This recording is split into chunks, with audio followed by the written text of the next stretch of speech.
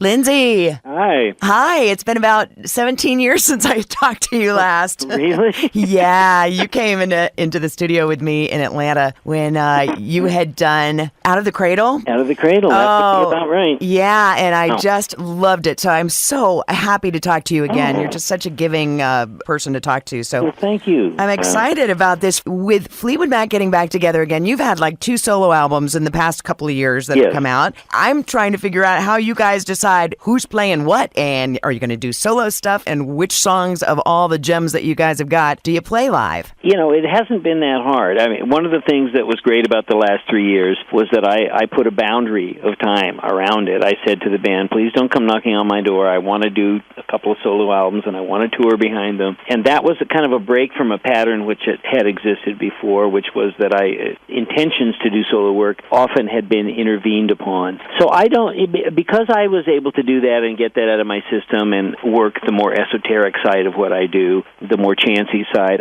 there was not really a sense of needing to include a lot of that in the Fleetwood Mac set this time. And I think also one of the things that we wanted to do this time, because Fleetwood Mac doesn't have a new album yet, at least, we just want to enjoy each other as people. We just want to enjoy the set and not have it be overly brainy. And so we thought what we would do would be to go for the things that we knew were going to be the most familiar and start with that as song choices and then fill in the edges a little bit. So basically it's going to be, I'm assuming, what most people are going to want to hear. And we're enjoying that. I mean, there's a validity to making that choice at this point in our careers, I think. Well, do you do a lot of rehearsing? Yes, we are in our last week of rehearsal right now, and then we leave next week to go to Pittsburgh, and I think we've got 3 production days in the venue in Pittsburgh, and then we've got our first show on March 1st. Wow. And then you'll be rolling by the time you get here. Atlanta date, by the way, is April 28th. There are tickets that still remain for Fleetwood Mac. I saw you, probably the first time was in the mid-'70s in the Omni in Atlanta. You know, always an incredible show. And then I saw your last tour, of course, too. And you guys are just amazing musicians. It's one of those shows that you've absolutely got to see. We are a group that kind of an unlikely group of people to be together, and I think there's a synergy there that happens that kind of makes it greater than the sum of the parts. So it's one of those groups that works very well through chemistry. Speaking of chemistry, if you don't mind us going back to rumors. Oh, sure. You've got a CD-DVD package of this coming out, a re-release. Yes, that's right. Which is pretty exciting. And Lindsey, this is just actually kind of selfish of me to pick one song, but it's one of my favorites from that album is Never Going Back Again. Oh, thanks. It's just one of those special little songs that's simple, but it's not simple, and it's just quirky and wonderful. And that song especially really shows your style of playing guitar. That's right. Can you tell me a little bit about how you got that style? Well, you know, I started very young, and I think it always helps to do that. I started when I was about 7, when my older brother started bringing home Elvis Presley records.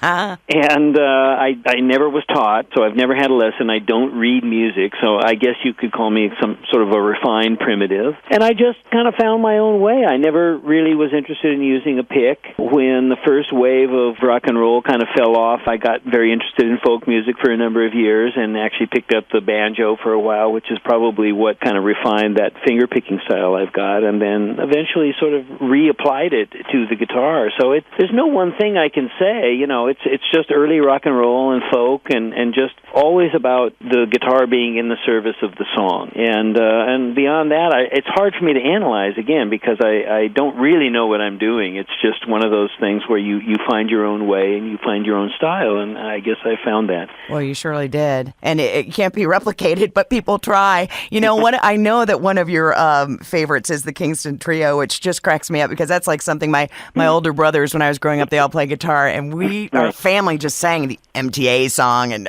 Greenback Dollar and all that. So some great stuff. You were just talking about the way that you play guitar, and I thought this was great. One of our listeners wanted to know the way you play, and he said he put it very beautifully. He said you weave it around Stevie's lyrics, particularly with the song Dreams. He said, how do you get your guitar to mingle with Stevie's voice and the lyrics like a conversation? He says you're the right pitch and tone on each lyric. Well, I don't know. I think that has less to do with my style of guitar than it does with my sensibility as a producer, as a record producer. You could say that you can look at that. Another good example of that would be her song Gypsy. Many of her songs are lyric-based, and the melodies are enhanced by putting a certain melodic structure around them to define the sections, and that's something that a lot of her songs I felt needed, and that was just something that my sensibility allowed me to do well. And again, you're talking about something which is difficult to analyze. It's part of the chemistry. That's right. It's kind of innate, isn't it? And if it had been a different singer, maybe I wouldn't have been able to do it so well. So who's to say, you know? Well, speaking of that singer, lots of people are wondering about Buckingham Nicks, a re-release of that since it's on vinyl. Yeah. Is there any chance of that? I think there probably will be. I can't tell you why it has never come out on CD other than there's been inertia in that area that Stevie and I have never really gotten organized enough to agree on a time to put it out. And I think from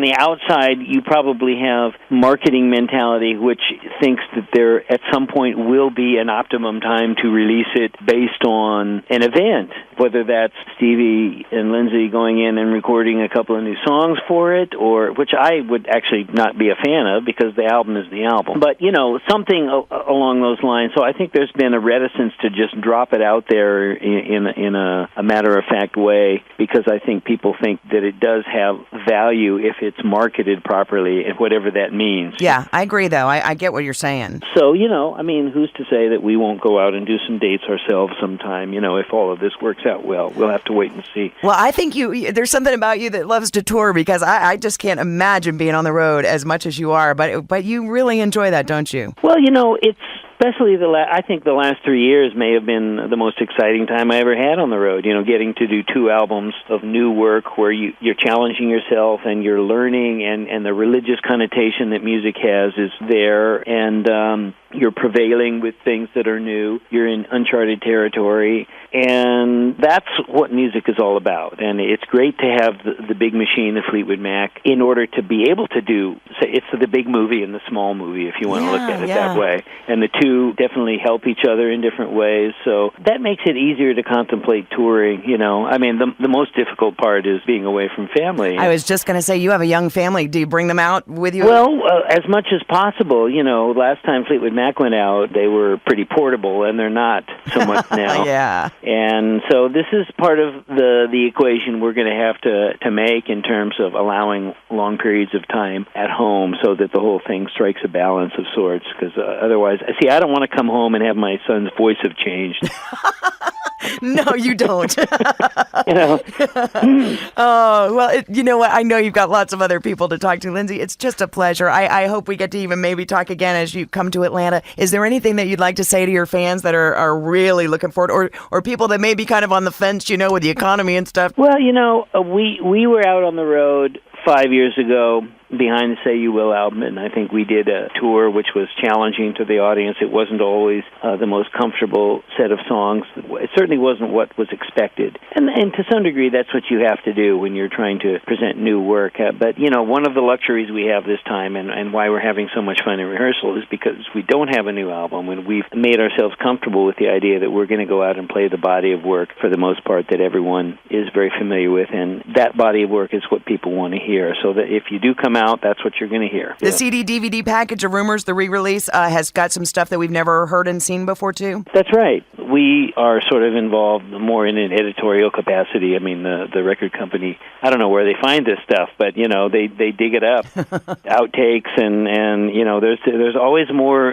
visual and audio material sitting around in the archives than you would expect. And there's some pretty interesting things on this, and of course, also the album itself. So that'll be out there, too. We really look forward to seeing you. So safe travels. Have a great kickoff of the tour, and we cannot wait to see you here in April. Well, we're looking forward to seeing you there. Thank you. Okay. Thanks for your time. Bye-bye. Bye-bye.